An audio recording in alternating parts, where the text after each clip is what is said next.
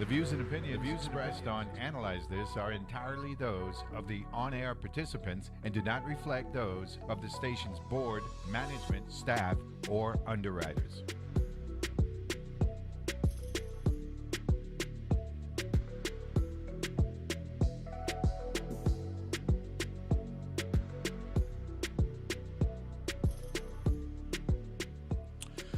And good Tuesday morning, and welcome to another edition of Analyze This here on your NPR station in the U.S. Virgin Islands, WTJX FM, with yours truly, Neville James. There we go. Beautiful day in paradise. Had a long weekend, so we got a short week here, but it's going to be a quality week, without a doubt. We got some personalities working their way into the studio in a little bit. Got my man Danny Challenger behind the boards, so we're going to be all right. Hope everybody had a wonderful President's Day weekend. And, of course, it was AgFest weekend 2024. Successful, again, because it's, built to be that way. So we're glad we got that one in the books. Hopefully, I didn't hear of any. Hopefully it was incident-free. We're good to go.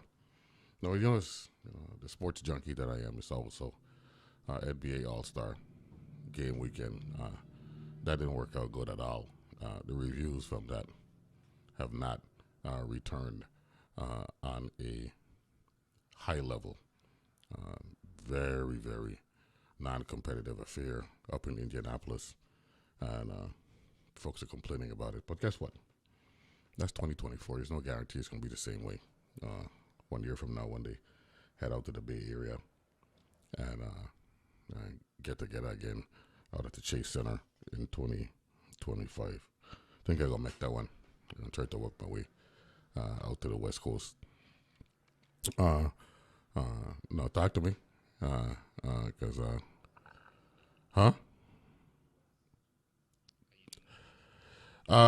I think we'll do the weather thing at the top of the 9 o'clock hour. Yeah, right now we on. So we got a great week. Tomorrow, we're not doing a table talk today, right?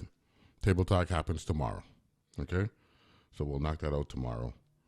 And then we got Senator Frankie Johnson coming in on Thursday. Becca Houston going to be joining us as well on Thursday. And then we're going to do some Bush tea on Friday. Okay, along with Miss Bria James going to be joining us again on Friday, so we got a good week lined up. But Elwood Blues is supposed to be in the studio today, and I'm looking for that. No, of course, for folks who know that name, right? Yeah, that's the man, right? Initials D.A., right? Affectionately known as Elwood Blues from his Belushi days back in the way with the Blues Brothers. Yeah, we supposed to get Dan Aykroyd here in the house, so I'm looking forward to that interview. VIP Scott, good morning, good afternoon, good night. That joint there. So with the producer Jeff Torella, he's also here. So I'm looking forward to having that conversation. Yes. The man is here. The man is here. That couch, we hooked you up with that couch. I like the hat, you know what I'm saying? Good morning. Put on some headphones there. Elwood Blues. And so we could have a conversation, and I'm honored to have the man himself. Let me shake your hand to make this thing official. Yes. Good to see you. Yeah, good to see you. Ladies and gentlemen, Dan Aykroyd is in the studio along with producer. Yes. Producer, and you're a music man, right? I am. Right, yeah, pull that microphone a little closer. You got it. Jeff Torella. Good morning, gentlemen. Morning. Thanks for having us in. I'm a big fan. You love this place, Carl Sink, right, Dan Aykroyd? I love it. It's a very special place in the world. I've been all over the Caribbean. Mm-hmm. Jamaica, Grenadines, St. Bequia, been to Bahamas, Bermuda, Barbados, all over the Caribbean, Venezuela. And there's a special warmth about the people here that I find quite unique, of a warmth and a respect for each other and a politesse that you don't get on the continent or any continent. That's what I'm talking about. I'm going to come back to you in a little bit because we got a lot to talk about. Jeff Turrella, introduce yourself to the people of the Virgin Islands here at Analyze This. I'm Jeff Turrella. Pull that microphone up so you can talk about it. There we go. I'm Jeff Turrella. I lived in St. Croix about 11 years now. And originally from where? New Jersey. What part of Jersey? South or north? Because you know there's two different parts of the state. I'm the middle. Yeah, but Trenton. Well, yes. So the middle and all the way west. I'm about an hour from Trenton. Okay, yes. good. Okay. That's my stomping ground. That's Yeah. 100 County. I'm right on the Delaware River there. Yeah, grew up on the Delaware River. Yeah. I like it. Grew up on a boat. Yeah. Oh man. Yeah, I like it up there. No, Dan, I didn't know that you were born in the capital of Canada. That's right, Ottawa, that great city. You a senator? Not yet. No, I don't. I'm not connected there. But I grew up there. My dad and mom worked for the government, and I had a lot of government jobs too. Nothing wrong with that. No, a little nepotism in there. So you're a public servant for a little bit. I worked for Public Works. I worked for Transport. I worked for Penitentiary Service as a clerk, and it was fun. So how did the Blues Brother thing just happen and take you on to this? I got to next see level? Well, because we had a club in town. I used to go to this little nightclub in Ottawa. Sneak out at night. Yeah, it was called Le Hibou, and the booker in there. He brought John Lee Hooker. He brought S.P. Leary, Otis Spann. I saw Howlin' Wolf maybe a dozen times. All the great harp players: Butterfield, Musselwhite, Carrie Bell, Lurie Bell. Wow. Cotton, and I ended up, just seeing and hearing this music that moved me, like it moved most of the world, and I revere these people. You're a true blues lover. A true blues lover. So let me ask this question. Okay, I want to ask you about this Rolling Stones story, and if you believe that blues music could really move musicians like this. Apparently, Rolling Stones in Chicago, and they tell the promoter, "Yo, the show on this particular day has got to be early because we got to see Muddy Waters later on that night." Yeah. Seriously? That's what blues music will move you to that type of thing? Of course. And Muddy did that. They went to Chess Records, and I think when they pulled up in front, he was whitewashing the walls. Wow. And so Muddy, you got to see Muddy? I got to see Muddy, but when the Stones came to the studio, they were whitewashing the walls. He was whitewashing the walls. Muddy out front, like doing the maintenance on the place. At Chess Records. Yeah. No, I met Albert Collins. I helped him in with his equipment one night. Heard him play the ice picker, man. So the movie Blues Brother, that was a kind of corn for you. That was a piece of cake to knock that out because of your love for blues, or because of the Belushi dynamic. And you guys had special chemistry, but he was a heavy metal freak. He was a punk. Oh, really? Oh, yeah. And so I kind of had to reintroduce him to blues because he came from Chicago. I said, "John, you're from Chicago. Come on, you're the home of the blues. You went to the Checkerboard Lounge, Legends, all these great clubs." And he said, yeah, but I'm into Grand Funk and into Zepp. And so I said, well, that's all from the blues.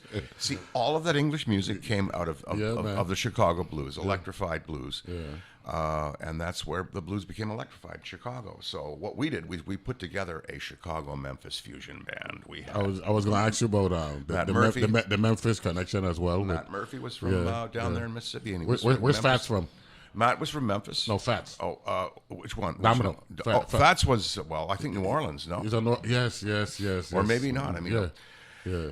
That Delta was so rich for it. Oh, yes. Because the music that came out of the Delta was from pain and suffering and joy and trying to alleviate, the oppression that was going on. So that's where you have all of that concentration of great music. But, I met Muddy. I met Willie Dixon. And I hung, of course, James Brown was really one of my best friends. That's the man. Yeah. Papa don't take no mess. You know what I'm saying? Tarila, you into music all your life, or? Yes. Talk a little bit about that. I was a touring musician for a lot of years in the 90s and early 2000s as a songwriter and singer, guitar player. And then I got really into making records, producing records. And How has the game changed now? Which we've gone from vinyl to 8-track to cassette to CD to stream. I think it's a lot easier for people to put independent artists to put music out. I still think. So how do you you're get in a- paid if you're not big as a touring recording artist? How do you get paid as a streamer? Explain that process for the lay folk, because we've been hearing streaming, and we're gonna hold on. We're releasing our music at midnight tonight and all that stuff. What's that like? I don't know how anyone makes money. I really, honestly, don't. This is the way the number breaks down. Yeah. You know, artists, would routinely sell several 100,000, 1 million copies. Today, to sell the equivalent of 500,000 records, gold. If you took 500,000. If you wanted to stream and get that monetization at that rate of 500,000 vinyl or CD, you'd have to have 500 million streams. Wow. So. Wow. You're in the Taylor Swift character. Yeah, we've got one more million to go, and we're there. Yeah. I like that. Now, talk about producing, and break that down for lay people when they hear someone say, "I'm a producer." That means what? Well, it means I'm either assisting in writing the song, and writing all of the song, and or putting together all of the music that makes the song up. Okay. So figuring out, what the drums are going to be, figuring out what the guitar is going to be, the bass, the keyboards, and either getting musicians to do that or doing a lot of it myself. One or the other. It's a community. It's a community, but someone needs to kind of be behind the board and Jeff's and also running the stuff. a musician, though, an accomplished musician and writer. So he comes with many skills to the table. Yeah, That's good. So we're going to cycle our way back to the music, because I'm talking to the man. So don't hold it against me, right? Well, I am a man, that's for sure. Yeah. What Saturday Night Live did what for Dan Aykroyd? Well, it basically gave me first a creative expression, a place to write, a place to produce, a place to act, a place to do to play music, to do all of the things that I wanted to as an artist. It gave me a voice along with the other players there and writers. And of course, it started me on a career that endures even today. So I have Lorne Michaels to thank for that, and I've got John and Gilda and all of the friends I worked with. Second City was the institution I was at before that. That was the live improv theater out of Chicago. So I got my college degree there and my university degree at SNL. That's the way I like to look at it. I'm a dropout otherwise. I like that one. Saturday Night Live, I mean, I'm going to ask the obvious question. Why can it never die? What is it about Saturday Night Live? It's Is it the ambience, the real touching the audience dynamic? That. Definitely that. But it is the premium voice for satire in America today. Yes. There is no other voice where they do it as well. With the news, commenting on culture, on music, on everything that's current and happening. And they just do it so intelligently and so effectively. Now we see the final product, but the amount of work it takes to get to that Saturday Night Live. It's pretty simple, really. Really? Yeah, Monday you walk in. Yeah. Lauren's in his office there with the pencils all sharpened, like sharp pencils and legal pad. He sits there, 17th floor, Rockefeller Center, where he's been for decades, right? Yeah. All the writers come in, and if you can get a seat, good luck. Yeah. And they all crowd in there. All the kids crowd in there. And then they pitch their ideas. And Lauren looks, he writes them down, 1, 2, 3, 4, 5, 6. Go away and write them. So they go away for Monday and Tuesday. John and I had bunk beds in a shower there, Belushi and I. We slept overnight. Wow. So, because of the writing Monday. Yeah. You write Monday night, you write Tuesday night. Yeah. Wednesday, Lauren comes in at around 4 o'clock. It's getting later and later, and he reads through the show with everybody there. And he... this is what we're going to do on Saturday night. This is all scripted. Yeah. It's all a stack of scripts this big. And Lauren reads the stage directions. Everybody else reads their dialogue, and he goes through the stage directions. And you see what gets laughs, what doesn't get laughs, response. That stack gets cut in half, and then they go Thursday to camera block and Friday to camera block. And by the time they get to Saturday, they do three shows. Okay. One in the afternoon, a rehearsal, and that stack gets even cut more. Yeah. And then they do a full dress rehearsal at 8:30 that you could get tickets to, that you go to. And when everybody asks me for tickets now, I don't have the big pool anymore. So I say, I'll get you one for the dress rehearsal, which is more fun because you see items and sketches that they're not going to use. Yeah. And then the big show at 11:30. So that's the process. That's it, Monday. And then Sunday comes and you hope to rest. And Monday, you're back at it again. No, Jeff, I saw you watching attentively. What is it about him explaining that got your attention like that? Well, it's Dan Aykroyd talking about Saturday Night Live. Who hasn't watched Saturday Night Live? But as a producer, you can relate to the work from having to put everything together and then performing. Yes, I mean, putting a record together is a lot longer process, but I can see it's being streamlined. I can see. I've been under a deadline before where someone says we got to write something and it's got to be done in 4 days, and I understand that side of it, but. Flying by the seat of your pants is what I'm sure a lot of that is. I don't know, but I know what it's like in the musical studio, and I thrive on that. I really like a little bit of a deadline. I like going, all right, we've got to get this done. Yeah, I'm a ringleader. Yeah. I like to bring people together. I love the community aspect of creating, and it excites me, and it's excited me for my entire life. What's it like working with a legend like Dan Aykroyd? Dan has been Fortunate working actor. It's been amazing. We've had a really nice time, and How long you guys been we met each other last year or 2022 maybe. Yeah. But it's been really honestly the friendship has been what I enjoy the most. What was he as real as we've known Dan Aykroyd to be when we look at him on TV? Well, I don't know. All I know is the Dan Aykroyd I've met, and I think that. Well, that's what I'm talking about. That's what I'm talking about. I think you're a great guy. It's real. Yeah, he's real. Every morning. It's real every morning. I touched him this morning. He's He's here. No, the reality hits every morning. Good. Wow. Oh yeah, the eyes blink open. Is it real? Yes, it's real again. It's real again. Okay. So before we got to a break, because I'm saving Trading Places for the second segment. Because I definitely want to talk. We have to talk about Trading Places. Oh, anything you like, man. Right, Hollywood, for aspiring actors. If there's one thing about Hollywood we want to warn them about, it would be Prepare for a lot of lies. Wow. Yeah. Yo, that is so real. You know what I'm saying? No, because I'm serious. Dreams can happen, but the majority of them get busted. Well, you got to be careful. Yeah. But to young actors starting out, I say, you should read Drama by John Lithgow, and you should read Born Standing Up by Steve Martin, and Troubadour by Steve Martin. And comedians who want to write, there is a place that you have to go, and within 2 hours, you can walk out of there with a career in comedy. It's called the National Comedy Center in Jamestown, New York. It's in the old Erie, Pennsylvania railroad line building. Okay. In 2 hours, they take you from the comedy of Aristophanes, the Greek comedy, right through. There's a blue room where they have the blue comedy. That's Jamestown, New York, you said? Jamestown, New York. That's in Western New York, right? It is. That's correct. Near Buffalo. Good. We got Jeff Tarela, right? One more time, right? Jeff Yes. Tarela, producer, musician in the house, and we got the man himself, Elwood Blues.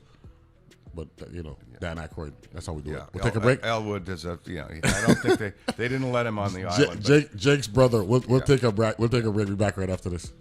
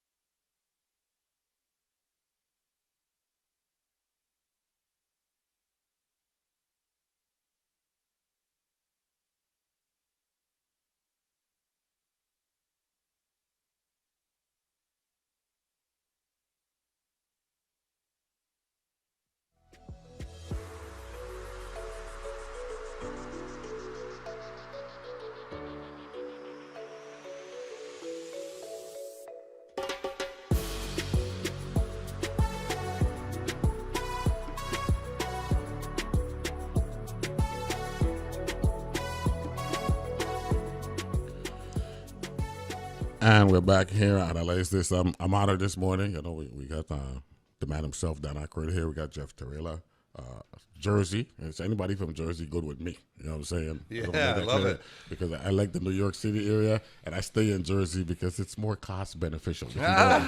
If you know what I mean. So, Dan Aykroyd, good morning once again. Welcome to Analyze This. Oh, thank you so much. good I'm a morning, big Jeff. fan of your show, man. Yeah, man. Thank you very much. You got great guests on, and you do great interviews. You know, it's a vibrant current here on the islands. Your program, and I I appreciate listen that. ever since I come. You know, this winter. Yeah, I appreciate. Let's talk about your affection and your history with St. Croix and the Virgin Islands. Did it start with Trading Places? I came here because we wanted a beach where we could shoot the scene with Eddie on the beach. And That's me the on close, boat. the closing scene. Exactly. Yeah. So we went to Davis Beach because they found a flat piece of land right there. Davis B. I'm gonna lay you know from Davis- now on. I always say it, Davis B. Yeah. In the crook of the bay there. Yeah. They found a flat plateau of land where they could build a scaffold. So they looked around some of the islands to find this, you see. So they needed to whip pan from one place to the other, you see. So they built that scaffold in the water, and we were here, and we all came, and I just really liked what I saw and felt here. This is 40 years now. Yeah, You realize yeah. that? And And or then, thereabouts. Yeah. And then I endured many Canadian and Massachusetts winters, and of course I was busy and on the road and doing stuff. Come the time of the COVID, I decided to take a break and get away, and I got stuck here for a little bit with the COVID, 3 weeks longer than we thought we were going to stay, and Wow. got to know the island a little better, and then decided that I wanted to live a good part of my year here, and as much as possible. Wow. Yeah. So I want to thank you and Troy Brown for hooking us up and all that stuff. Is Eddie Murphy as genius as he looks and performs? Oh yeah, this is an extraordinary talent, and of course I got to work with him when he was just developing his persona and developing his material and his charisma, and you know, from now you have a very mature actor and who can also still do killer stand up. So Oh yes. yeah, Oh yes. he's going to be around. He'll be doing it like Red Fox when he's 100. He'll still be doing it. Jamie Lee Curtis. What was that like I working with her? consider her like almost like a sister to me. We did Trading Places. We did My Girl 1, My Girl 2. We did Christmas with the Cranks. We made a few pictures together, and she's one of the most outstanding people in the industry. Really, a true heart. Now, Randolph and Mortimer. Yeah, The Money Hung. That's what we call them here. Money Hungs, right? yeah, man. That was for folks who were watching the movie, right? It was like at the end, for us, the good guys actually benefited and they won the long game. Talk about playing that role. And actually, because sometimes in a lot of movies, in the end, good people die and all that stuff. In that case, you guys ended up on a beach, Well, I got drinking cocktails. I got to play the arc of being an wealthy, has the world, arrogant, master of the universe, smug, and like that scene with the watch with Bo Diddley. From there to a complete plunge into homelessness. So that was very interesting to play, and then the arc from homeless to complete insanity, where I was on the table with the 45 in the Santa Claus suit eating the salmon. The character was there doing that. So those two nice arcs to play all the way through there, and plus exchanging with Eddie and Jamie and everybody, and working with Don Amici and Ralph Bellamy, these legends. It was a AAA experience, and it holds up. What did it do for your career? That particular movie, you think when you look at it? I think it did more for Eddie's career than it did for me, because at that point I was kind of established there, and because that was after Blues Brothers. yeah. Right? Mm-hmm. I think it maybe gave him a profile, and it certainly, as I say, is enduring. Today, you watch streaming and you watch this stuff on streaming and you go, well, I wouldn't watch that again. I've seen that once or even half through. You go, what? I'm bailing on this. Trading Places. People want to see that again. Man. At Christmas, man. It's like a Christmas movie. It is. You know, It so is, I'm happy that I did work that people want to view for the second and third time. And it's all collaboration. We don't do it alone. So that was John Landis, of course, directed that.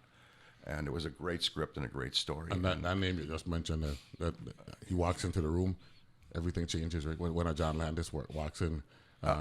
He takes command. He takes command, yeah. Now, Ghostbusters, that was after Trading Places?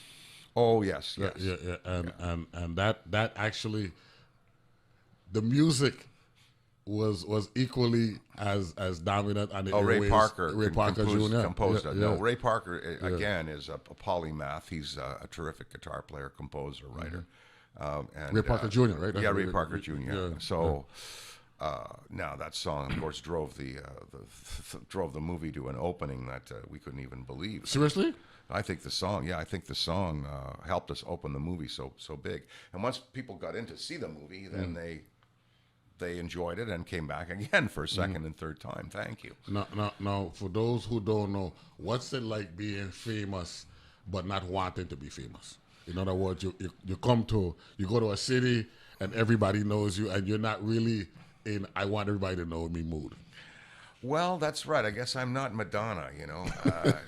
She always wanted to be famous, or so it's purported to be. Honestly, it's kind of a byproduct of the work that we do because it's public entertainment. The fame is good for maybe getting out of a speeding ticket if the trooper likes you.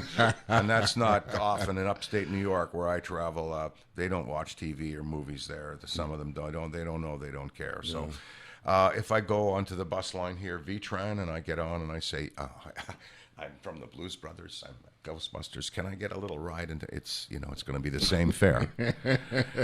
Maybe, getting into if I want to go to Savant and get in, because it's a beautiful, busy, wonderful restaurant along with so many of the other great cuisines in this island. If I use the name, maybe I might be able to get it to that table, But I did Western New York for the first time ever in 2022. Isn't it beautiful?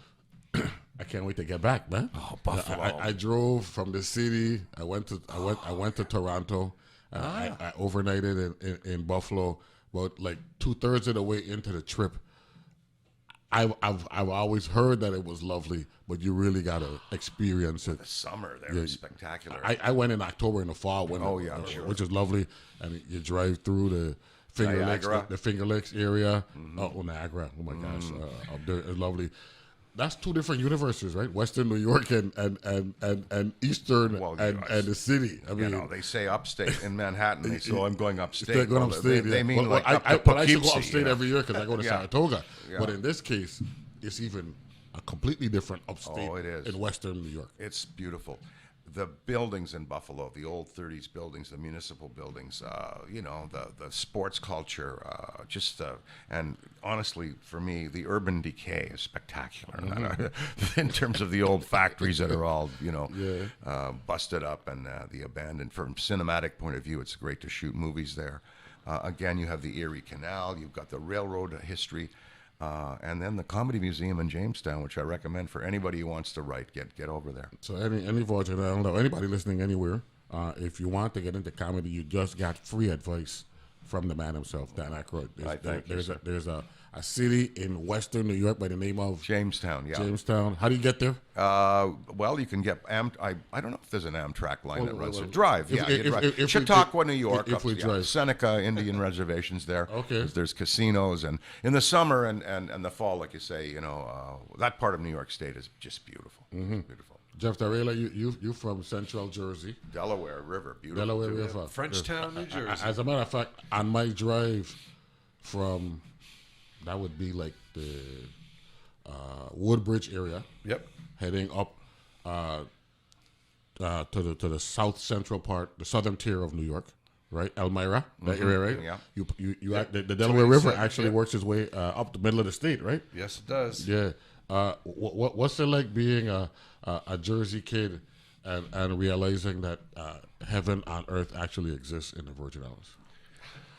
Well, I'm from a pretty small town in New Jersey that was built in the early 1800s, Frenchtown, New Jersey, and I've always loved a small community. My wife and I both loved going away and coming back to this little community, and when we found this place, it we were mystified, and we loved it, and we came and moved here. So this was a linear transition for you. This wasn't a culture shock then, because you're rural. Yes. You grew up rural, right? Well, we didn't know it at the time, but when we got here, and after a year or two, we were like, wow, this is a lot like where we were, just without winters. But with hurricanes. Yes. We got hurricanes. Well, we just love the culture and the community here. The people are just spectacular. We feel very comfortable here. It's all over the Caribbean I've been, as I say, and the Crucian, there's something there that's they love to laugh, and they're laid back. They're so laid back, love to laugh, love life, just like my boys, over there at the Toyota dealership. Those are magnificent men. Of course. Let me ask this question, because you mentioned COVID. This show was actually born in COVID, April 2020. And one of the things we found out in May and June was that because a lot of folks, the boaters who typically go down island, they couldn't go down island because they were locked out. And they spent the majority of their winters right here in the Virgin Islands. I got photos from the north side of St. Thomas, Magens Bay, the waterfront, Charlotte Mali, down here. When I was going through, because it was Zombieville, and I like to watch a lot of sports, so I had nothing to watch. So I was going through some sports depression, right? So I'd park up by Gallows Bay, up by Lagoon, and then I notice I'm looking down in town and I can't see the straight shot on the waterfront. And then it didn't dawn on me that folks had actually anchored, you know what I'm saying, their dock there because they were living there for the winter time. So you said you stayed here longer, and because of that impacted your wanting to be here more. Just because we got to know the island a little better, okay, and got to see more stuff, and got to meet more people, and make more connections, and then when it could, I don't know. I like to drive places like yourself, And Florida, I like. There's, St. Augustine's nice, but then you're dependent on Highway 95 or A15, and it's the Crucian people that brought us here, really. Thank you. On behalf of the Crucian people, thank you very much. Yeah, and just the mix of cultures here, like that. and really, really outstanding contacts that we've gotten. And our vocalist, Kevin Mota, has been a very contributor. He's the tennis coach. I don't know if you know Kevin. No, I know the name Mota, but that's a very big name. And I think in our song is a love song to the Virgin Islands. It represents a collective of musicians here. We had a choir organized by Leslie Highfield Carter, who is outstanding, by the way, as the jail warden in the new Chicago. You get to that musical. I grew up in Leslie father them house. Cause her brother Kevin was my best friend growing up. Is that right? Okay. Yeah, it's a small world. Kevin will be back. Yeah. I got one of my questions. Ask Dan. That's what I like about this show. It's like a person, like they know, right? Because we're so small. Ask Dan, what was his greatest accomplishment? The best actor he ever worked with, and where does the last name Aykroyd come from? Well, Aykroyd's an old English Yorkshire name, but it's originally French, de Ackroyd, and from Yorkshire there. It goes way back, we were medieval potato pickers, I guess. And as far as the best actor that I've ever worked with, wow, you're talking maybe, let's look at, I worked with Sidney Poitier, I worked with Robert Redford, I worked with, Jessica Tandy and Morgan Freeman. So, how do you pick a best out of that? Were you the one who told Morgan Freeman that when they want to do the end scene in Shawshank Redemption, they need to come to they need to find a beach? I think I worked with Norm. Driving Miss Daisy was before Shawshank. So I think so. I don't know. I didn't give him that advice. So those are the best. Those are some best actors. I worked with, of course. Eddie was great. Billy. And that. As far as greatest accomplishment, I would say that my children are compassionate, loving, kind, true heart people, and my daughter records under the name Vera Sola, Verasola. She's a singer, songwriter, musician. She has a new record out. Check it out on Spotify, Apple. Vera Sola. She's going to go on tour, and her music is really impactful, and it just gives you an idea of the sensibilities that I was able to imbue in my children. So I think the greatest accomplishment there is that. Ask him about they said Bob, so we're talking Bob Marley and talking blues. And what kind of influence Bob Marley had on you, if he had one? I would think he would, looking at you from far. Well, maybe Because I'm listening to your accent, I could already hear the Caribbean up in the accent. Love of the herb a little bit. I certainly appreciated that with Bob, and being to Jamaica. I got to hang with Bunny Wailer and Keith Richards, and there will be some cannabis use there. No, you know Bunny Wailer. Moderately. You know Bunny Wailer was destined for greatness because his first name is Neville. Oh yeah, sure. He had to get. I never met Bob, but I hung with his peeps there, and had a great time, of course. But Bunny Wailer is all roots though. So how you went up in the hills and you were hanging out with Bunny up in the hills? In his house, yeah. Oh yeah, it was beautiful, man. What a culture there. People so great. It's a religion, of course, as you know, Yes, Rastafari. Rastafari, yes. And cannabis is a big part of the religion, but. As far as music, we did cut one song by an old Floyd Dixon number called "Groove Me," and we kind of put a reggae spin on it for sure. "Groove Me." It was on our dancing record, made in America. See, one of my people let me know Kevin Mota is Didi's son. And I know Didi, his dad, and all that stuff, right? So, wow, man, I can't already. She's wonderful. Oh, yeah. So the whole Mota family. Yeah, man. Outstanding. Yeah, man. Ralph, the chef? All of them. Because, his mom. We went to school together, me and Monique. We strong. went to school together, Meta and all that stuff. So Kevin's vocals are great, and the Mota, the man, it's a cry from the Continental. The Continental is crying out, "I'm here in the winter." It's a love song to the Virgin Islands, but it's a cry from the Continental saying, I need, where can I go to get away? It's insane. Here. And the Mota, and he gets invited by his friend, the man named Mota. Now, the man named Mota, Mota is really all Crucians who welcome us here. You know how I know you're one of us now, and we're going to a break now? Because you pronounce the name correctly, Mota. Yeah. A lot of people say it. They say like they know Jake LaMotta, and they'll say Mata, but it's Mota. Oh, we got Jeff Tarela. Now when we come back, we're gonna talk about the song. We got Jeff Tarela, producer in the house, out of Jersey, and the man himself, Elwood Blues. Right. I like that name. Sorry, that's just me. Dan Aykroyd from Ottawa. You know what I'm saying? Here in the studio. We'll take a break. I am a proud Canadian, but also a son of Illinois. That's what we're talking about, and we'll be back right after this.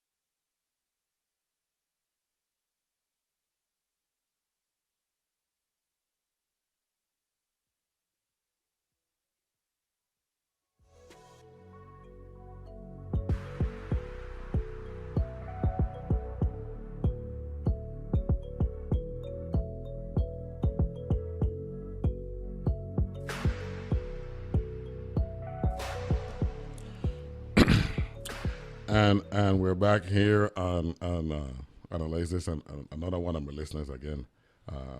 Jerry just told me about Kevin Mota, and I tell him, yo, Mochi Shang, I got the coolest audience, Dan. I know. I'm one of them. They don't like to call in. They'll text me the questions so I could ask the guests so we could keep the flow going. My audience is dope like that. So but the lines would light up. Everybody wants to talk to you now. I appreciate Kevin that. has been so influential on the island. You know, he's a tennis coach. That's what I said. Kevin Motor is a tennis pro at Beast and Hill. But more than that, he's influenced youth for years here, sending them on their way into triumphs and championships, and he's such a great mentor, and his vocals are just so warm and cool on this record. So before the last question before we get to the song, because I want to dedicate this segment to the song.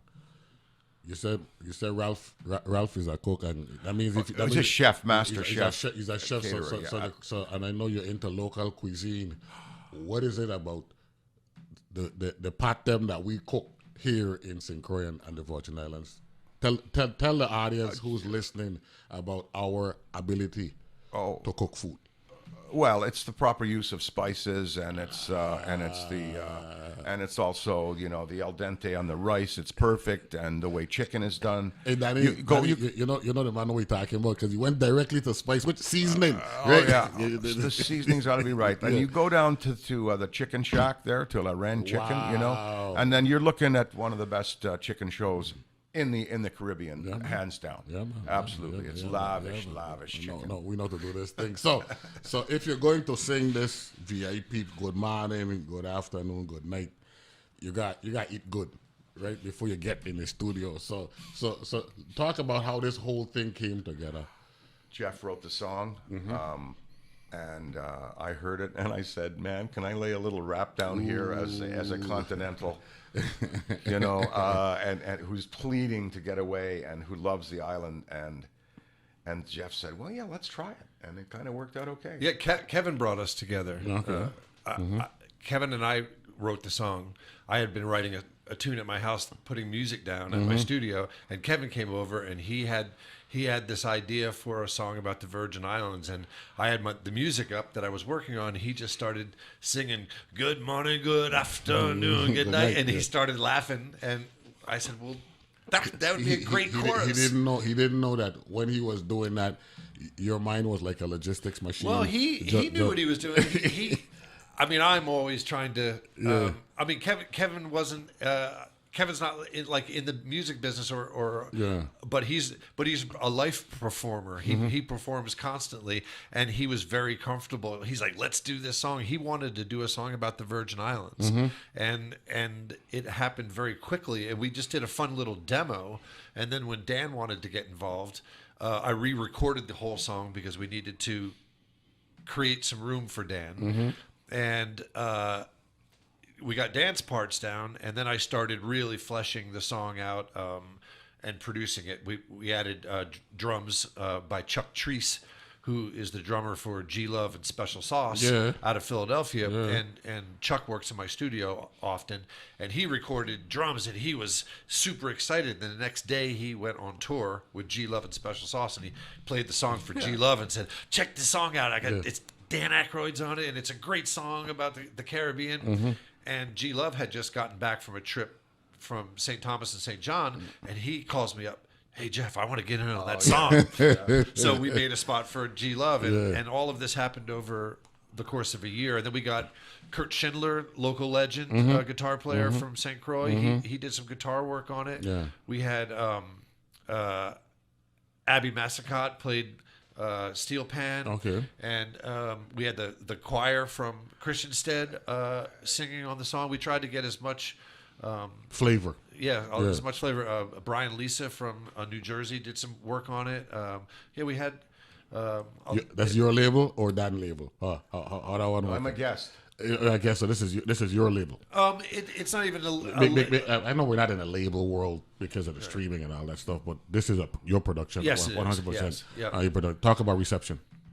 It has been unbelievably well received, and another beautiful thing about the islands is things like this kind of radio still course, is of course. attainable for people. Like you can go to Gallows Bay and above the hardware store there's a radio station, and people listen to it, and you know it is amazing that even in times of the hurricane, like the AM radio, the handheld radio is a very important piece. Oh yes, And I love that. because we're isolated, and the folks who don't live here but are from here or are concerned about people here, they need to know what's going on. Yeah. So that's why it's important. Dan, talk a little bit. The origin of the song and Kevin's origination of it really it speaks to what he wanted to say, something about how this island is not like any other, or the VIs.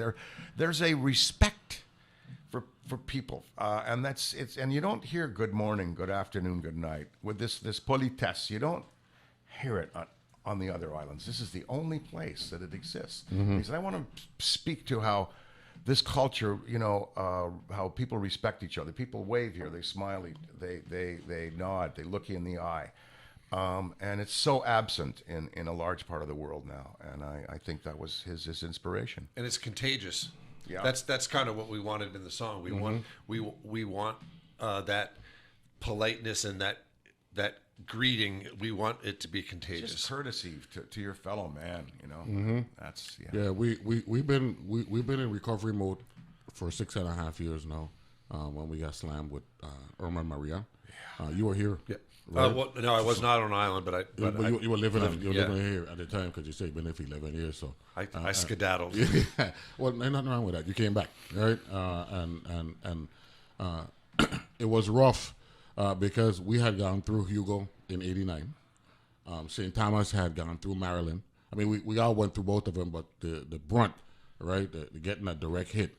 And then with Irma Maria, they were 2 back-to-back hits within the space of 2 weeks. You know what I'm saying? So we were, we were struggling, and but it was different. It was different from the standpoint that we had to rebuild our homes, Dan Aykroyd, right?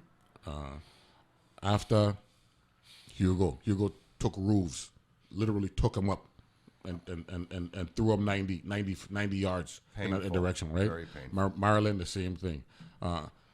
Irma Maria, 89 to 2017. So that's 28 years from Hugo and St. Croix, 22 years from Maryland and St. Thomas. And we knew then that we had to reharden our infrastructure. And this is going to be a long recovery. It's a good 10, 12-year recovery. But you can see, you talk about it, we're resilient. We bounce back. You know what I'm saying? I heard painful stories from my friends on the island here who lost roofs and houses and full homes, and it's something I have to be prepared for, as I do own a house here now. But we're hoping that the storms skirt for a few more years, and we'll see. Yeah, for a long time. Yeah. If you were to if somebody walks up to you and say, "Hey, Dan, you live in St. Croix now. What's going on down in St. Croix?" What would be the first thing you tell them? I would say that first of all, come and visit, and come and see us, and get to know the spectacular topography of this island that has a rainforest at one end and a desert at the other, that has music and culture and cuisine, and that needs your dollar to come and visit. Now, what saved the VIs always in the past was always tourism, and this is another motive of our song. We want to boast to the world about how great it is, what a great refuge it is for continentals who have to endure winter and bad weather. Come down here. If there's lots of choices in the Caribbean, but this is one of the best right here. Because it's going to be tourism dollars, the cruise ships coming in, that's going to put revenue into the hands of the islanders. And tourists are great because they don't come and buy up all the beaches or buy up all the houses. They come, they spend a couple of days, they spend money, they go, another boatload comes, and then you take that money, you see. So we want to encourage that. So I would say come and visit us, come and see us here. I say us. I've been assessed by locals. The local slang is "wanna we." Wanna we. Well, that's where you are. I hope you is, not you are, you is one a week. Well, I That's hope. I how hope we to just be. say. I aspire to that. Jeff, use one a week though. Thank you. Talk along the same lines from your perspective, having transitioned from mainland America to the Virgin Islands. My wife and I have done lots of traveling, and with my music, we've been all over the world. And when we moved here, we have friends from all over the world. And the first thing that we did was invite everyone that we know here. And over the past 11 years, we've had a lot of people come, and they all say the same thing. It's not enough time. They want to come back. They love the music. They love the food. They love the beach. They love the culture. Everyone. They recognize that people are so nice here, and they go home saying, good morning, good afternoon, good night. Let me ask you guys, place. since you guys talk economic development and music, do you believe that the Virgin Islands, and specifically St. Croix in this case over here, is a haven for waterfront concerts? Absolutely. I'm excited about the baseball stadium being completed in Frederickstead. I can see that as a festival ground. I'd love to bring my band down here and do a festival. We've been talking with David Foster about maybe doing that. They've got to finish the stadium first, but when that's done, we can see that. It's taking too long with that station. Well, that's a different island discussion. time is island time, and Caribbean time is Caribbean time, and I like that. and we live with that happily. But there's a great musical community here, as I say. The kids that are on doing Chicago, right, the musical at the Caribbean Community Theater. If you haven't got a ticket, they were on. They did 2 shows the previous weekend. 3 shows this weekend, and they're doing 2 more. Don't miss. It's great. Again, the singing lawyer Kevin Raines. He's one of the best vocalists I've ever heard. Yeah, man. Gary and the Troublemakers, and you're and Kurt Schindler and your musician friends who are so terrific on the island here.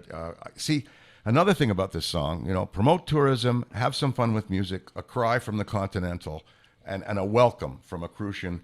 It's also about just talking about how one can get into a community and be welcomed, and also a community of musicians. You see Trinidad, very famous from Harry Belafonte, Carnival, and Carnival and that. And then there's music tradition there.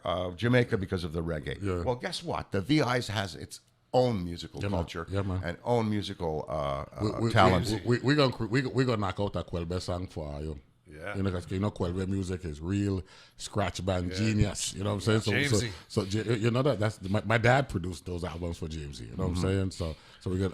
I want to ask this final question to both of you because you've adopted St. Croix. It's adopted us. The island, they come. I was assessed by someone, and I was assessed. Ralph Mota assessed it. He assessed me and my family, and he assessed, and his view was, well, the island has to take to you. Yes, sir. And if it doesn't, you're not going to last. And we'll let you know. You know what I'm saying? And so, the triangulation between Ottawa, Chicago, and St. Croix. Yeah, it's now complete. Is it complete? Is. This is it? I think so. I think the island has taken to me, and I to the island. So I hope so. Anyway. And for you, it's the Jersey kid, now an island boy. You like that, man? Oh, I love it. Yeah. I love it. Yeah. I couldn't be happier. That's what I'm talking about, folks. It was my honor this morning. I woke up. I had a long weekend. I said, well, I got to talk to Dan Aykroyd this morning, and of course Jeff Tarella. It has been an absolute honor. You coming back again, man? Yeah. I'll be back. I'm here. Yeah. That's why I'm talking about. Good luck with the music. Thank you. Right. We are a music haven here because we're in the Caribbean and we have the American connection. We have everything. We're very fortunate in that regard. Soul music was big here. Remember when soul and disco music in the 70s, 60s, and then of course reggae music took off in the 70s. We got Quelbe music. We play calypso music here.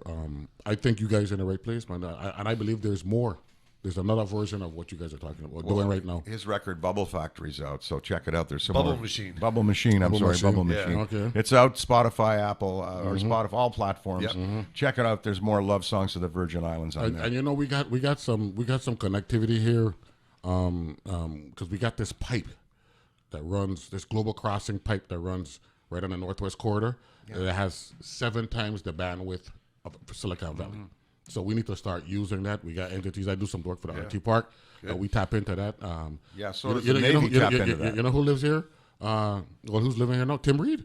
Yeah. WKRP, Venus Flytrap. The WKRP. intelligence services tap into it too. That's right. That's Oh right. yeah, no, yeah. I know. I live in the West End. I see the little trucks going up. Oh okay, yeah. okay, you know Oh, what I time don't it know. is. Yeah. Oh yeah. Okay, There's yeah. things going on, but You got and me- it's all for security Yes. and national security. And I totally support those guys. You got me preaching to the choir this morning. I want to thank you, Jeff Tarela. That's how you pronounce it, right? Yes, sir. For Thank joining me, and good luck with VI Peeps. Keep knocking it out. You know what I'm saying? Yep. And Kevin Moulton, of course, the man himself, Dan Aykroyd. Thank you. It Amen. was an honor to have you here, man. Appreciate that. I'm a big fan. I appreciate listen that to your show every morning. as well.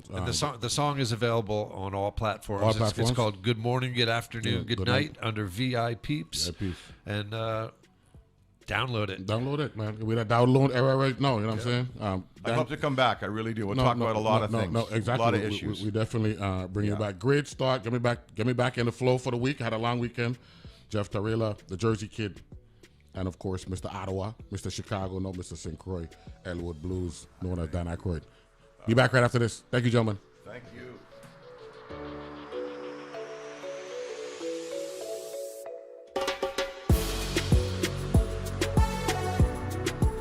The views and opinions expressed on Analyze This are entirely those of the on-air participants and do not reflect those of the station's board, management, staff, or underwriters.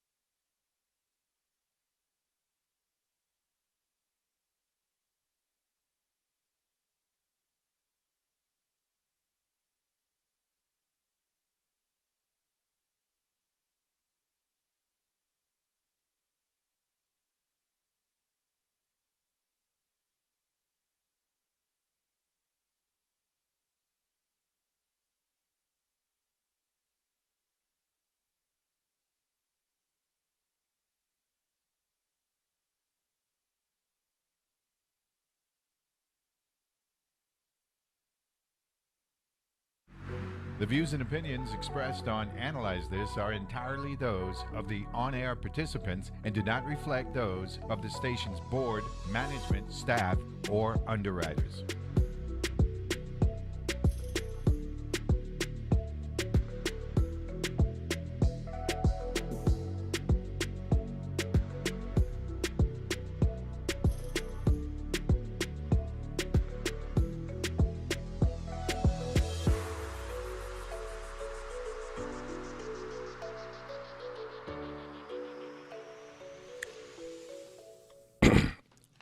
And we're back here, Analyze This. We're working on some logistics there, right? So, here's what we trying to do, right? there's certain things that we do and all that stuff.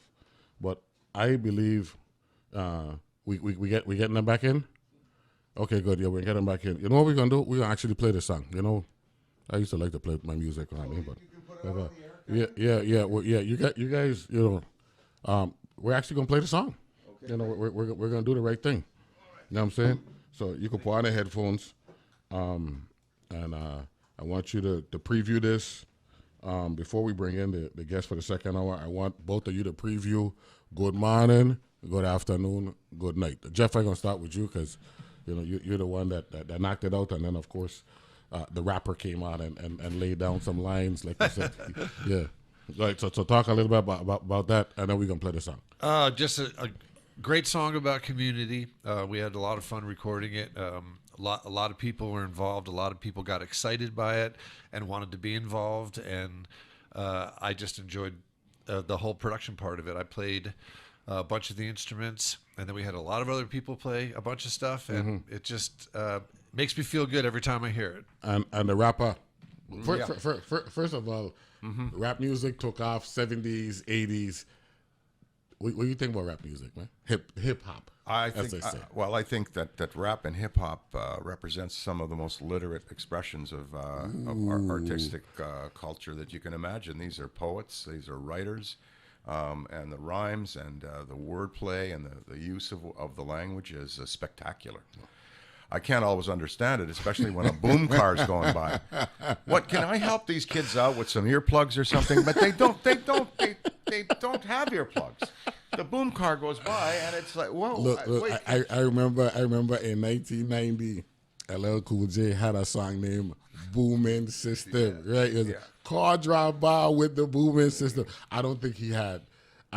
What they're doing now is ridiculous. You know what I'm saying? But that's all part of evolution and all that good stuff. This song, we're going to drop it now. Good morning, good afternoon, good night, featuring Elwood Blues, Kevin Mota, Jeff Terrella, and G Love and Special Sauce. And other wonderful guests, VI musicians all. Mr. DJ, drop the tune.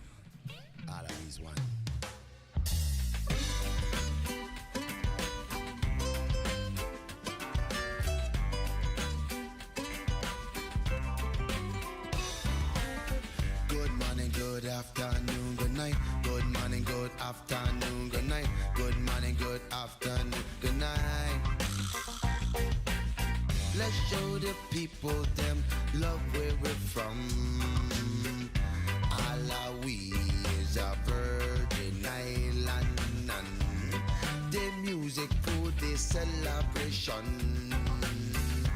That's the way in the Virgin Island. Good morning, good afternoon, good night. Good morning, good afternoon, good night. Good morning, good afternoon, good night. You better say it right. Good morning, good afternoon, good night. Good morning, good afternoon, good night. Good morning, good afternoon, good night. You better say it right. They come for sun and they come for rum. That is the way in the Virgin Island. Keep it left because mongoose on the run. That is the way in the Virgin Island. Good morning, good afternoon, good night. Good morning, good afternoon, good night. Good morning, good afternoon, good night. You better say it right. Good morning, good afternoon, good night. Good morning, good afternoon, good night. Good morning, good afternoon, good night. Now I'm from Chicago and I'll tell you this. The wind on the beach is an icy kiss. The bluesmobile's in a big snowbank, and there are parts of me the cold has shrank. What can I do? Where do I go to get away from this wintry blow? My name is Elwood and I play the blues. My harmonica's frozen and can't be used. Good morning, good afternoon, good night. Good morning, good afternoon, good night. Good morning, good afternoon, good night. G-Love's leader 24 old St. John must take the ferry to St. John just like a promise, like coming home 2,000 miles away from reality. Wanna see Hercules for the selfish patty down the Cruise Bay, feeling irate. Next stop is Cinnamon Bay, and if you're looking for my kid, I'll be around the way. Good morning, good afternoon, good night. Good morning, good afternoon, good night. Good morning, good afternoon, good night. And you better say it right. Good morning, good afternoon, good night. Good morning, good afternoon, good night. Good morning, good afternoon, good night. You better say it right.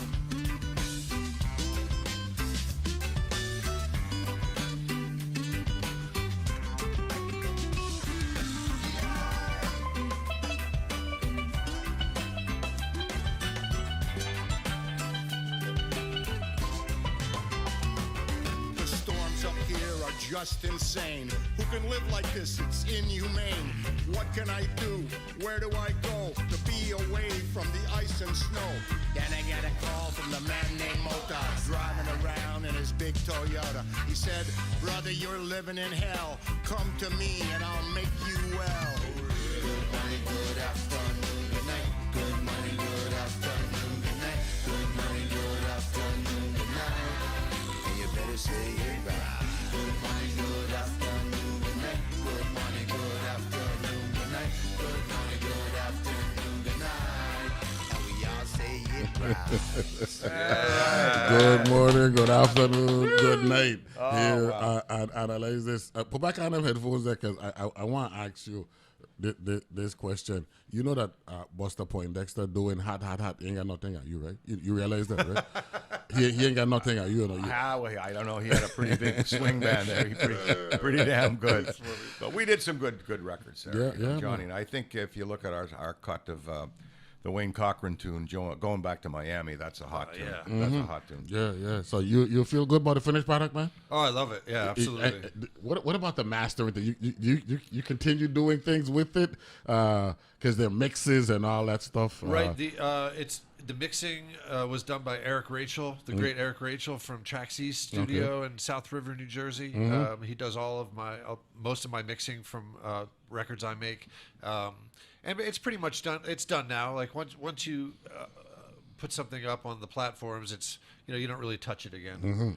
We're gonna see you guys performing this show live on those networks in the morning, because a song like this, it could take off. Well, I hope so, and I hope it brings people to the Virgin Islands.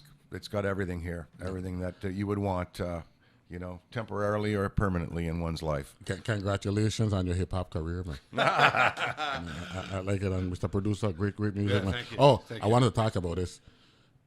Tell the public how Steel Pan gives music an authentic flavor. Well, I would have Jeff answer that. He worked with this incredible 19-year-old drummer, and of course, it's the oil drums that were used in industry throughout the Caribbean and cut up as a sort of a cultural artifact, and then became so contributive to music all over the chain of fire here, the ring of fire. It's an amazing instrument. I love instruments that are real feel and ear instruments, and you just have to feel that. I fool around with one, but I don't play. But I just love it. My ears love it. We do one of our spots here for this particular station. We got Spyro Gyra. Morning dance. Dang, and that's Steel Pan, and I mean, so I want to thank you for incorporating that Caribbean song via the Steel Pan in the song. Oh, On absolutely. behalf of all the Caribbean people, thank you very much for You making had that to happen. have the steel. Thanks to Avi. He's amazing. That's what I'm talking about. Gentlemen, once again, thanks. I know we had to double you back into the studio, but we got the word, and I'm glad that we dropped the song this morning. Anytime. That's why you Thanks, got a guys. couch, Thank you. Without a doubt, thank you very much, Jeff Tarela, right? Yes, And of course, Elwood Blues, the one and only Dan Aykroyd, originally from We the North. That's how you guys say it up there. Oh, that's Toronto. Is that a Canadian thing, or Yeah, we the North. You can say we the North. We the Yeah, North, right? we the North. And, Yeah. Ottawa and Chicago via now a Virgin Island via Chicago. So we appreciate that. Thank you very much for joining us this morning. Thank you. I'm bringing you on again because we know we're gonna talk some politics and some other stuff down the road. Oh boy. There you go. And now as a Canadian, I can't get too far into that, but I can get into it. Trudeau having a rough time, but we do everything here on this show. You know what I'm saying? Your guests are phenomenal. Yeah, we've been very fortunate in that you've regard. and you do so much for just motivating legislators and people in power on the island to get things done. That's what we want. You That's what we really want. get things Having done. been in the arena, I know what it's like, and we need people to support our leadership and support the people. And in you've got general. a great representative, Stacy, there. Oh, She's oh, fun. oh, you Yes. know that Superwoman. Yes. You know what She I'm saying? is magnificent. Yeah, Love so her. so we're good. Thank you very much, gentlemen. Appreciate it, and congratulations. Thank you. And good morning, good afternoon, good night. say You know it what I'm saying? Better say So it so right. so we're good with that.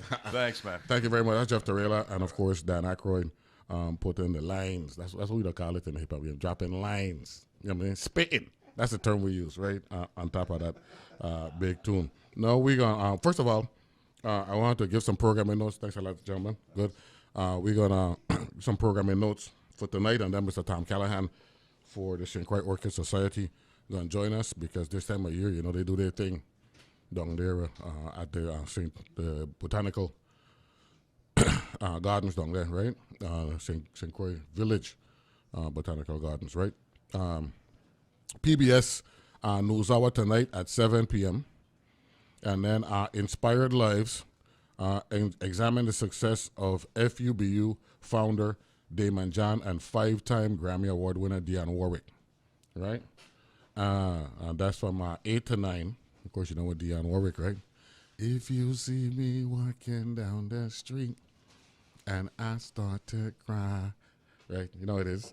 And then Finding Your Roots at 9 by Nancing himself, right? Explore the family trees of Tracy Morgan and Anthony Ramos, right? That's from 9 to 10. Then American Experience, meet the pioneering woman who changed the world while flying it. And that's from 10 to midnight. And of course, you know, at midnight, Amanpour and Company.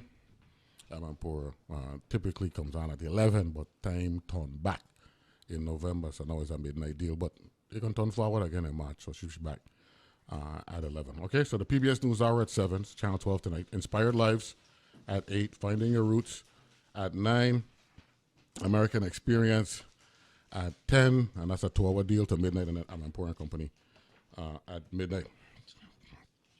Without a doubt. So I want to give a shout out to all the folks who been texting me during the show. Yes, it was a great experience to have the Blues Brother here in the studio, Dan Aykroyd, and that was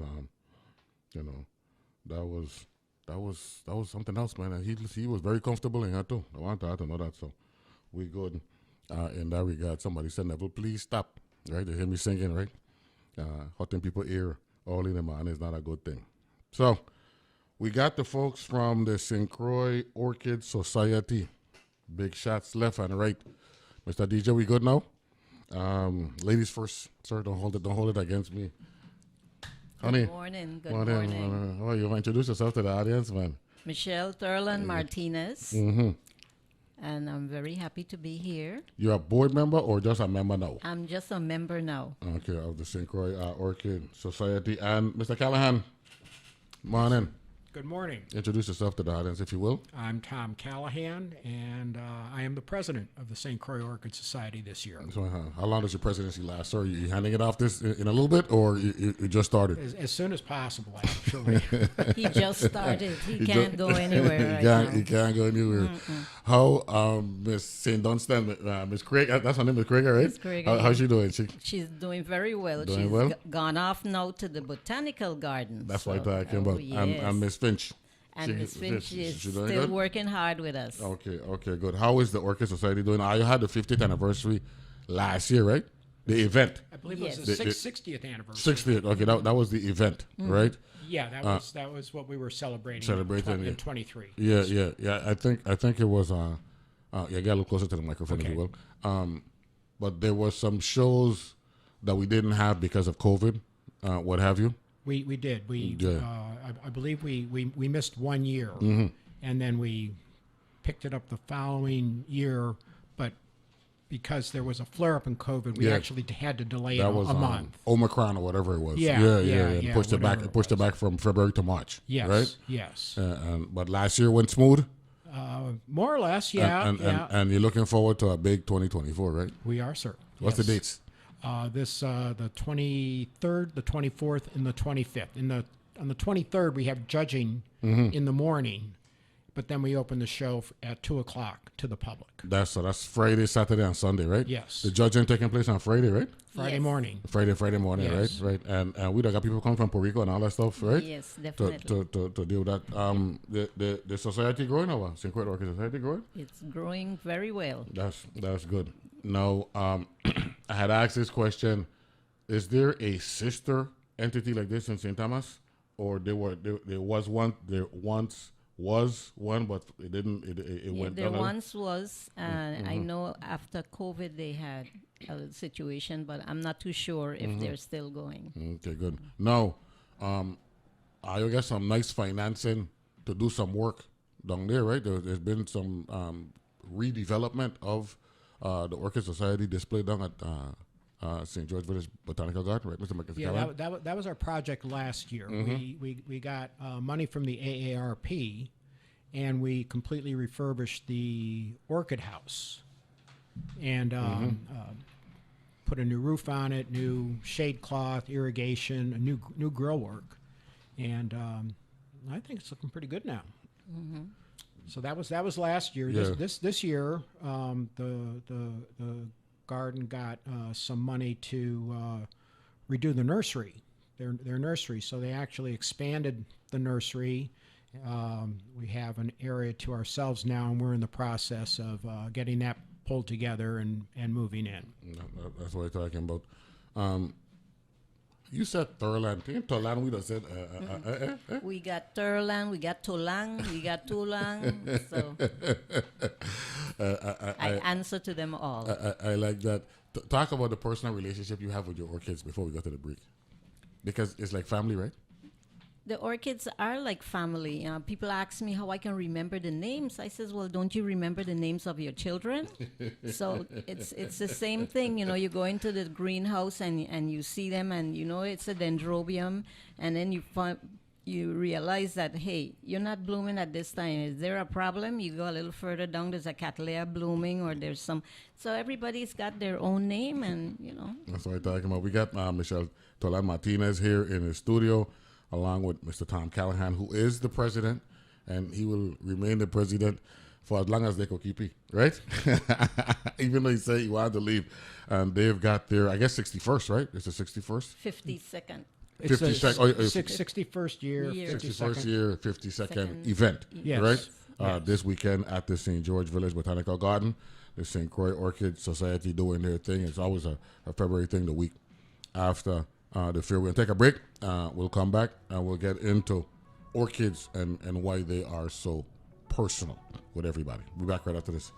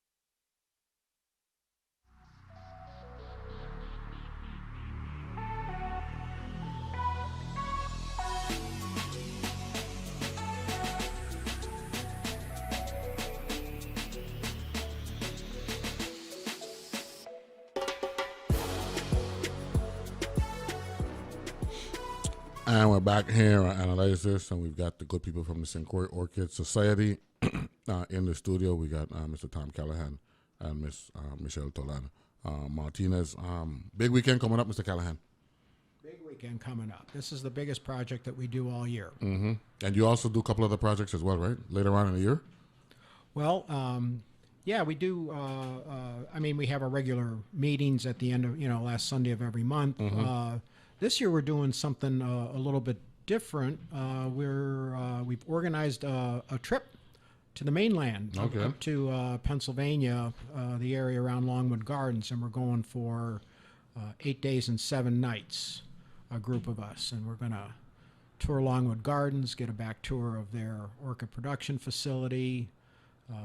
I know of an orchid nursery not too far from there. We're going to visit that. Go to some of the other beautiful public gardens in Pennsylvania. What part of PA is this?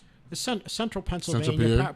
Probably, I want to say maybe about 30, 40 minutes west of Philly is where Longwood is. Okay. Kennett Square. Okay. Right on the border with Delaware. We'll be looking at some Delaware gardens like Chanticleer. Okay. And Winterthur. Chanticleer is actually in Pennsylvania. But anyway, we have about eight gardens. We're going to have our own docent with us, and it's going to be educational and fun. That's what we're talking about. Michelle, you going to make that trip or what? No, can't make it. Why this not, time. man? Yeah? Family matters. Family matters. Run things. Nothing wrong with that. You're going to make sure all the footage that you guys accumulate, you're going to put that on a Facebook page and all that good stuff? Absolutely. We have a public Facebook page, and we'll put it out there. Michelle, talk about social media and why and how it could be so useful. I mean, some people abuse, do things for the wrong reason and all that stuff. But in this case, if we got members of the Orchid Society going to be heading up to Pennsylvania and doing a week-long, right, tour, so to speak, right, a retreat, whatever you want to call it, educational run-ins, like we just said locally, sharing that on Facebook. That's the that's the benefit, right? That's what we're looking for, it's right? a big benefit to the members, because a lot, the way we do things with orchids here in the VI is a little different from how they grow them in the States. So it'll be good for them to see, how it's done over there compared to how it's done here. And, they're going to get a lot of education from the places where they go and the way things are done there, and to see how they can, better fit their orchids here in the Virgin Islands. No, you are done start to call off some of the different orchid plants them, and talking about my children. You're now. talking about children, yeah, right. For us who like me, right, in the Saint Fan area, Croton and hibiscus and that kind of thing over there. You know what I'm saying? But you were mentioning.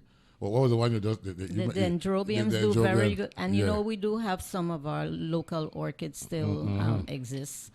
We've lost a lot of them with land clearing, and people don't know, and we still have some out in the wild. So I know a lot of people already identified some of those that are in the wild, and I just request that if you see an orchid in the wild, please don't take it. Take a picture of it. Everybody's got cell phones with cameras. Take a picture of it. Enjoy it. Because if you take it away and you don't know what to do with it and you lose it, we've lost it. And I say we because it's us. It's all of us, So, if you see it out there, take a picture out there of it. If you want to tell us where it's at, we'll be happy to know where it's at so that we know that we can preserve it there. So some of them, they're not easy to take care of, some of them. Some of them, you could just even tie them on a tree and you don't have to worry about them again. But there are others that need just a little attention. No, Mr. Callahan, I'm here on the American Orchid Society website, and they do a good job here of documenting frequently asked questions, stuff like that, right? Yes. For example, they ask, like, where do I cut the spike? Things of that nature, right? Oh, yeah. And it's continuing education, isn't it, for the most part? Yeah, and the thing with orchids is they grow naturally on 6 continents, everywhere but Antarctica. Okay. And so when you get an orchid, it's helpful to have a resource like the American Orchid Society that you can go and look and say, okay, well, where does this orchid normally grow? Does it grow, high up in the canopy in a rainforest, or does it grow in a drier area in Papua New Guinea or something like that? What kind of temperature and so on. That gives you a hint as to how to care for it. So, but based on what you just said, and I'm into geography. We got orchids in the Arctic? No. Well, close to the Arctic Circle, yeah. Yeah? Oh, yeah. Wow. Yeah. Because you mentioned it don't grow in Antarctica. That's down on the southern part of the globe. But up north in the Arctic, you said close to the Close to the Arctic. Close to the Arctic? Yes. Okay. Yeah. Orchids that grow just below the just above the tree line in the Andes. Okay, that's Yeah, interesting. they grow on rocks. They're called lithophytes. Okay, that's what I'm talking about. No, Michelle, I got this one question which I believe is ideal. People might think is like it's simple, but it's not. They say, how do I water my orchid? And they say avoid overwatering, which leads to the demise of many more orchids than underwatering. That's why it's important to know how the orchid grows. Now, if you have an orchid on the tree, you remember that it's going to get the rain, it's going to get the wind, so it can dry out if we have a drought. So And they also said constant wetness will cause the roots to rot. well, usually now we take an orchid that can grow on the tree and we put it in a pot. Yeah. So when you put it in a pot now, you're taking away a lot of the air. And if you water it every day, you're maintaining the root with water on it, so you're going to kill it that way. Because remember, if it was on the tree, it's getting the air, it's getting moisture, and it's enjoying that. Yeah, because it says here constant wetness will cause the roots to rot, which leaves the plant without a means for taking up nourishment, which then causes the leaves to droop and will eventually kill the plant. That's why if you have it in So a the pot, air, so that air yes, is it makes critical. a big difference. Wow. So if you have it in a pot, then you have to be very careful. If you water it today, you don't water it again for another 3 or 4 days. Yeah, so. they say, how do I feed my orchid now, Mr. Callahan? Right? And they said orchids need to be fed regularly. Growers suggest using a balanced fertilizer such as 20-20-20 that includes all necessary trace elements. Regardless of the fertilizer formulation you choose to use, it should contain little or no urea. Right? Right. Break that down for lay people who are listening. Well, let's see. The 20-20-20 is Because if let's say I'm listening to this show this morning and I want to, I've been curious about getting some orchids. I want to get some. I going out to one of the stores that sells one of these nurseries that sells orchids, but I want to make sure I do it right. What would you suggest to them? Well, I mean, you go to a store as a means of making sure. Right. I mean, you go to a store and you're going to see Miracle Grow, and then maybe a store brand, and then you're going to see different types of orchid fertilizers. And really, what the AOS is saying is, if you can get a deal on Miracle Grow, that's fine. And what they usually suggest is to water weekly. So once a week with a week solution of your orchid fertilizer. So if it says... And by the way, what Mr. Callahan is saying, weekly, right? The first weekly is WEAKLY. And then the second one is WEEK, which is a timing thing. So the first one is a how. The second one is a timing thing. When, right? Mm-hmm. And so they say, let's say you're supposed to put a teaspoon in a gallon of water. So maybe what you do, if you're going to do it every week, you put a half a teaspoon or a quarter teaspoon in that water and give it a little bit every time. But then there's certain orchids that you almost can't over fertilize because they have a dormant period. So when they start growing, you give them as much fertilizer as you can while they're growing, produce the flowers, then the leaves fall off and they they go dormant again. So again, that's just sort of doing a little bit of research on the type of orchid you're growing. And Michelle said it's also best not to fertilize a completely dry plant, as the fertilizer can burn the dry roots. That's true. You should water first, Water then first. follow with fertilizer solution. You water the plants first, and then maybe you give it a couple hours, and then you give it some fertilizer. But I would think, right, that there's also a learning process. You know what I'm saying? For those who are, what we would call novices, right? Infants in the game, right? And as time goes on, you learn. You should learn, right? Because you're watching behavior, right? Exactly. So you should learn how to go about dealing with your orchids. And Now, go one ahead. thing Yeah. I can say is, a lot of people go to the stores, like the garden shop in Gallows Bay or to Home Depot, and of course they see a beautiful orchid and they buy it, they take it home, and some people, the first thing they do is they buy the orchid and they put it on the balcony where it gets sun, because they think, the sun is good for but there's certain orchids you just can't take them out of a building and put them in direct sun, because then the next day you're going to see your leaf starts to wilt. Correct. Because of the heat of the sun. So you have to be very careful when you purchase an orchid inside. Don't take it home and put it outside. So you have to, So the ultraviolet rays from the sun and the heat. and the heat. Oh, the And heat. Okay. Also Okay. would Well, actually, you bring up a good point. One of the questions here on the American Orchid Society website is, where in the house can I grow my orchid? And it says south and east facing windows work best for orchids, right? And you said west windows can be too hot in the afternoon, and north facing ones are usually too dark. and now they're talking about Growing. I just get educated. Yeah, I like that they're one. talking about growing that orchid inside. Now you have to remember, their buildings are closed up. Correct. Now our windows are wide open, Yes. so at least it's gonna get some air. But you still have to be very careful about the heat. Okay. And they said, Mr. Callahan, insufficient light is the most common cause of failure to rebloom your orchids. So there's a need for that as well, though. Well, that was the most difficult thing for me to get a handle on when I moved here. When I moved here from Pennsylvania Okay. to St. Croix, because in Pennsylvania we're 1,500 miles further north from the equator than we are here now. Correct. So there's orchids that they're in the house all winter, and then around Mother's Day, mid-May, I would bring them out in the yard, and there were orchids out there that I could just put out full sun, and they did great.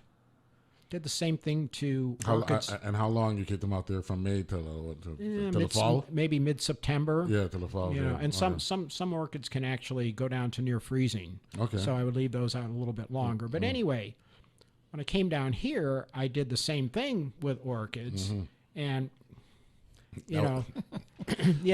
bad news. They didn't make. But then again, the only way you can become an orchid expert is you got to kill 100. So that helped me down the path. No, I mean it's a learning experience. That's what I was talking about earlier.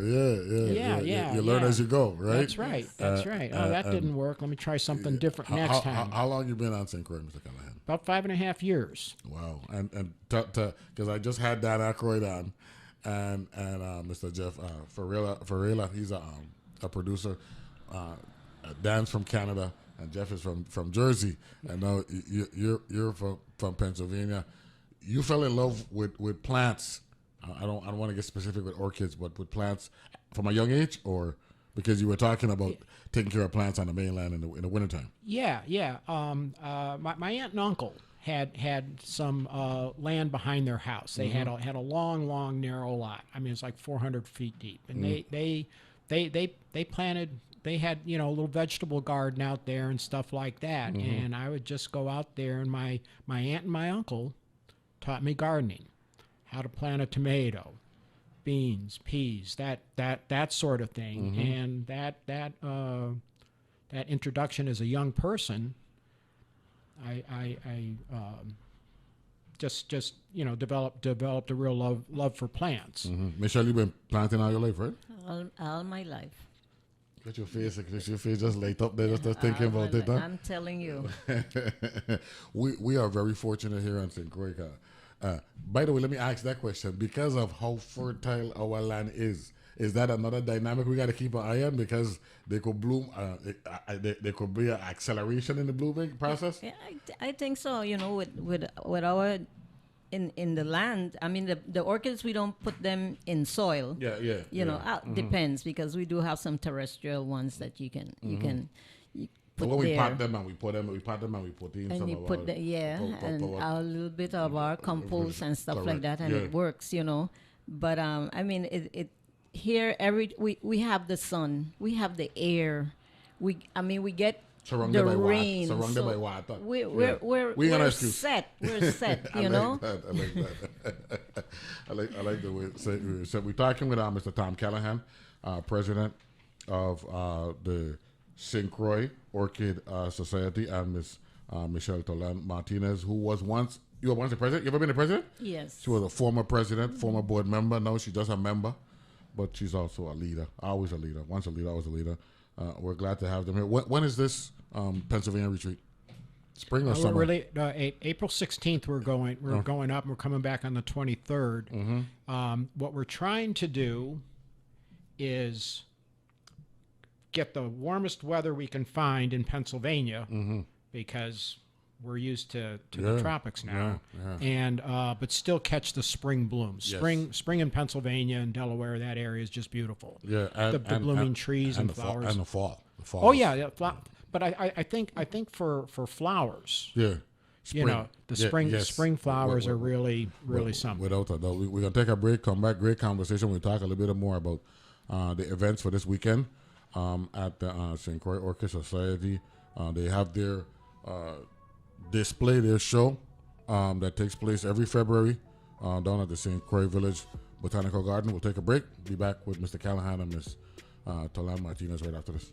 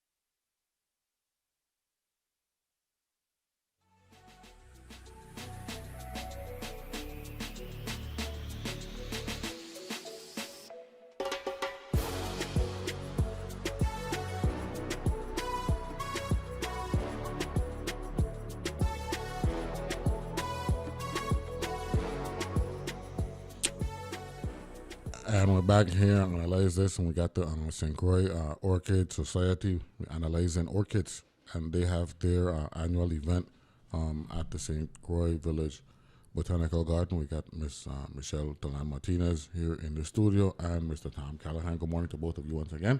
Morning. I'm glad to have both of you distinguished Crucians of Virgin Islanders here. You've only been here 5 years, but you're one of us now. I mean, it is what it is. You just got to accept it for what it is. Living the dream. Mr. Callahan, that's what I'm talking about. So talk about this weekend, break down how Friday, we got a lot of judging going on Friday. We got folks coming over from Puerto Rico to do the judging. Yes. Yeah, and talk a little bit about that. And then Saturday and Sunday, what the those who support the event are going to experience. Okay, well, this is an American Orchid Society sanctioned show. We have to fill out paperwork, and then the AOS will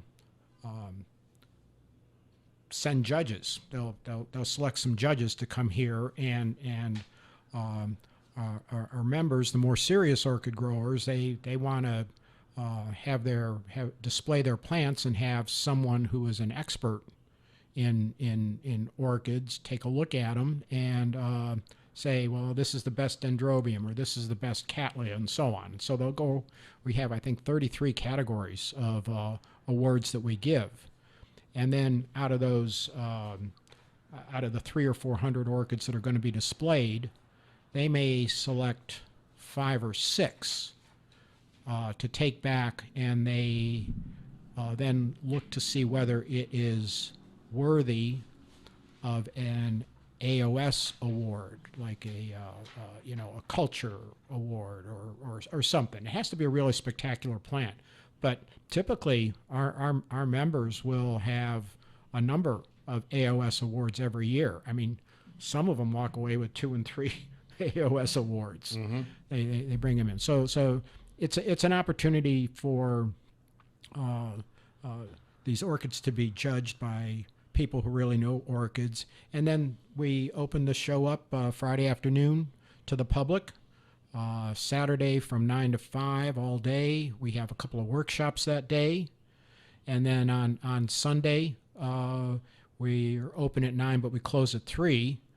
But at the end of that day, around 2:30, we have a raffle. And we have a number of blooming orchids. We have some prizes that have been donated by various businesses in the community.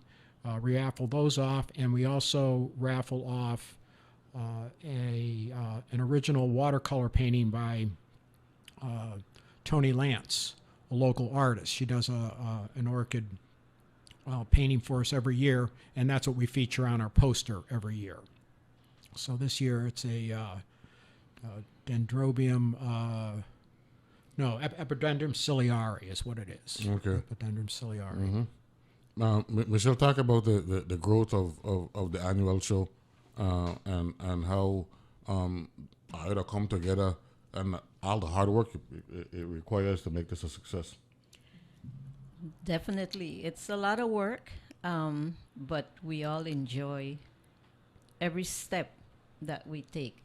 In talking about the judging, our orchids are judged just like a Miss Universe pageant, because they're judged and they're compared with other orchids all over the world.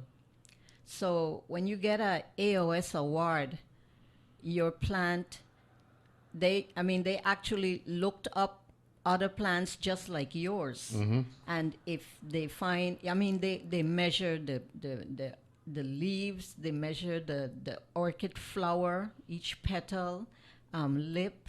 I mean, it's really amazing when you see what they do when they pick a plant for judging as an AOS. So it's very prestigious to have a plant of yours awarded, because when your plant is awarded, you actually also get to change the name. So, it's really important that you really take care of your plant. You know where you got your plant from. That's another thing too, because you actually have to know where your plant came from. If you bought it from the store, and or if the tag. That's why we always tell people whenever you purchase an orchid, make sure you have the tag, the name, because the tag usually tells you where the orchid came from. Now, the judging, that's a Friday morning thing, or Friday morning. For Friday morning. Friday morning, yes. And then you open the show to the public on Friday afternoon, 2:00. 2:00 on Friday afternoon, and then it's an all day affair on Saturday and Sunday. Right. 9 to 5 and 9 to 3. 9 to 5 and 9 to 3. The awards are announced on Sunday or Saturday. Actually, the ribbons are put on the plants yeah. before the show. Before the show. Before the show opens at 2:00. Before the public gets there. Okay, good. But usually after the judges have done their judging, and we're having a judges luncheon also on Friday. Then what they will do is bring the selected plants back one at a time, and then that's when they, like Michelle said, they measure the flowers, count the flowers. You could have some plants can have 800 or 1,000 flowers on them, and usually it's the intern who gets to count all of those flowers, and then compare it against the database that they have. Anyway, so those awards come out, one at a time over the rest of the afternoon. How does is that intense in terms of folks who have plants and all that stuff, and they're just there waiting and hoping to see that something's pinned on their plant? Oh yeah. Actually, the members assist with the judging. Yeah, okay. Because we need to know exactly what goes on during the judges. So the judges take us around, and they explain why they're picking a plant for a certain thing. They ask your recommendation also, which helps us to be part of the judging station. So except for the AOS, they actually go around and they pick out the plant themselves, and then they go on the side and they do that part of the job. So it's really interesting to listen to them and to see why they're picking that plant, and they would explain to you the difference and why that plant excels.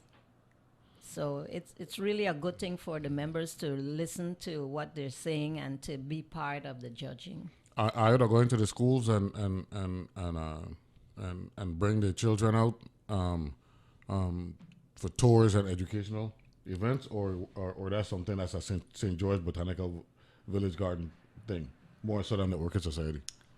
Yeah, I don't think we've ever gone into the school. I know when we held the meetings at the UVI, I remember one show morning, a Friday, I stood outside while some students were coming down from classes heading to the parking lot, and I invited them to go in, and they were not interested at all. So, well, maybe we need to do something because we got Ag Fair, and everybody loves the Ag Fair and all that stuff. It's about growing, So maybe if we could, if we could, get the education department to understand, Mr. Callahan, that trees are an important part of our environment. Sure. So are plants. Yeah. You know what I'm saying? There's No, nothing. really. I know as a child, and I'm sure we can all relate to this. Plants really ain't. You know what I'm saying? We're looking at all of the sensational things. But as we get older, we come to realize how important it is.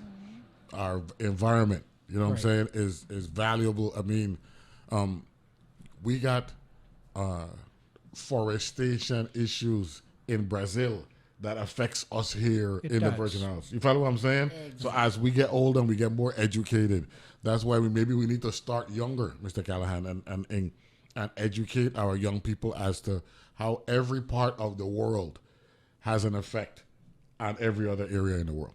Well, I know, I told you that story about my aunt and uncle introducing me to gardening, and then I had a garden in my own home, and my kids, I don't know if they helped me so much, but they would go out to the garden for lunch frequently, pick the sugar snap peas and the cherry tomatoes before I could get to them. But and now they all have gardens. So I think it's if you're introduced to it young, like you were saying, it's a benefit. And you mentioned the gardens program. I think they're doing it for 5th graders. Okay. And they've developed a curriculum and everything. And from what I understand, it's quite it's been received very well. That's good. Now, I've driven from Philly to Pittsburgh. Okay. On I said 3 times thereabouts. And when I get into it's a 6-hour drive, right? 5.5, 6 hours. Pretty right? close, yeah. And in the middle of the drive, you know that you're in the heartland. You know you're in farmland. You know what I'm saying? Oh yeah. That's yeah. like just like west of Harrisburg, right? That area there, right? Sure. And you go through the tunnels and all that stuff. There's some tunnels there, and then when you come out the tunnels, it's like us. It's like Michelle is like I watching the Siwata now. It's nothing but land. It really is. I think y'all, well, you know it more than they are because you probably saw it when you were younger. But they're in for a good experience come April. I think so, and I think the thing that will be most interesting to our members here, not so much from the orchid standpoint, but just they will see plants that they don't get to see here in St. Croix. Beautiful plants in these gorgeous public gardens that just aren't around here just because of the difference in the climates. And so, but anyone who has an appreciation for plants and gardenings will certainly enjoy it. And I think they'll like seeing the different types of plants up there than as opposed to down here. Yeah, that's good. So, Michelle, you ready for this weekend? You excited? Well, actually, I'm always excited about this show. Mm-hmm. I may not be there all the days, but I'll be there on Friday for judging for sure. Mm-hmm. But I think I would love to see a lot more people come to the show. And I know there's a lot of people who go to the Agri-Fest and buy plants there. They buy orchids there too. And I am sure if they came to our show, they'll want to buy even more orchids. So I am really excited about the show. Every year, I think we put on a good show, and we have lots of orchids. We have vendors who also come from Puerto Rico, and we have vendors from here that sell beautiful orchids. So I know last year, I think almost Saturday, we almost sold out all the orchids that came. Yeah? Yes. That's nice. That's nice. So, we're really excited. And then the Orchid Society also have sales during the year. We also sell orchids. So it's pretty exciting. Mr. Callahan, you excited? Looking forward to it?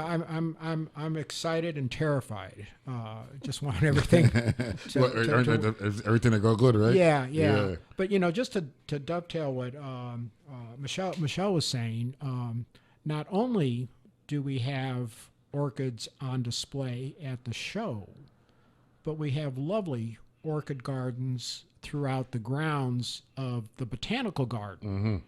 Mm-hmm. And in addition to that, the botanical garden has really been doing a full court press, and they have really stepped up the game as far as caring for the garden and just getting everything ship-shape. And one of the things I enjoy most is when I'm there I'm the Wednesday waterer, okay? So I'll go there on Wednesday. Yeah. And the best thing is talking to the visitors. And this time of year, there's a lot of visitors. Oh, yes. Yeah. And you talk to these people, and I always say, so what do you think? What do you think so far? I'm not trying to, give them, encourage them one way or the other. One way or the other. And without exception, people are saying that the garden's beautiful. They're surprised at how gorgeous it is, and it's not just the plants, but it's the history of the garden and the ruins there, and being able to picture what it was like, and the whole enslaved peoples thing, and you know, the first big project that we had was doing that sugar factory that we dedicated to the enslaved peoples. Ms. Finch talked about that and how personal that was. It was very, very personal, and you can't help but go there and not feel that. I know that we run out of time, but I just want to say, anytime the Orchid Society needs a platform, I know I could reach out to me, and I support that. Your blanket out of there. Ooh, Yeah, yes. NDP as well. I want to congratulate the St. Croix Orchid Society for a full 60 years, and this is the 52nd, right? 52nd show. 52nd show, and good luck this weekend. Looking forward to having you on again later on this year. Wonderful. Ms. Thank you. Miss Michelle Tolan Martinez and Mr. Tom Callahan, 1 a week from now on. You know what I mean? So glad to have you here, and good luck this weekend, okay? Thank you so much for having You got us. it. Great show. Thank you very much, Dan Aykroyd, as well, for joining us along with Jeff Torello. We'll be back tomorrow. Be good and be safe.